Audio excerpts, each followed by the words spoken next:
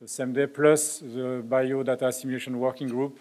And we also take the opportunity to have a specific meeting of our two advisory bodies, the one on the scientific and technology, the STAC, and more recently on the champion user groups, which was set up very recently.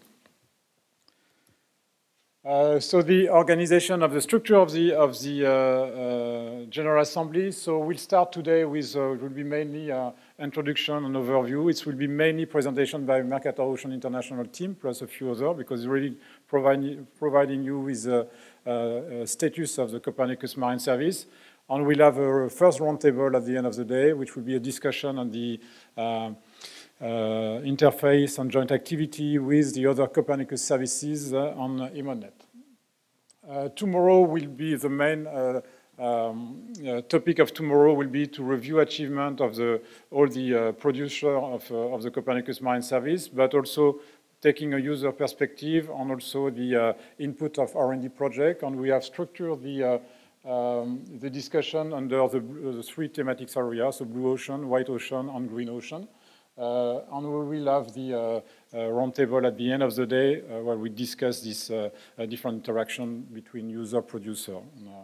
We'll have a poster session on social event. On the last day will be first morning. The morning will be dealing with the impact of observation in the Copernicus Marine Service, so a lot on the Sentinel, but also on the in-situ observing system. On the afternoon, will be dedicated to the future of CMEMS with several presentations to outline what could be the landscape of the Copernicus Marine Service in the longer term, on a roundtable to discuss this long-term evolution.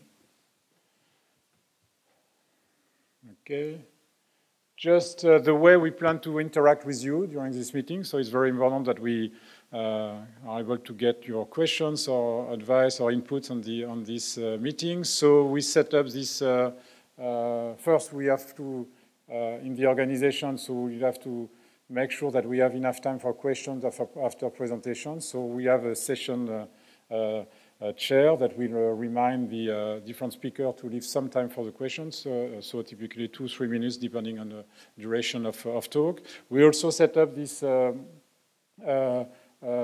system with a Slido, so that you can really interact during the meeting and ask your question or send your remark through this system.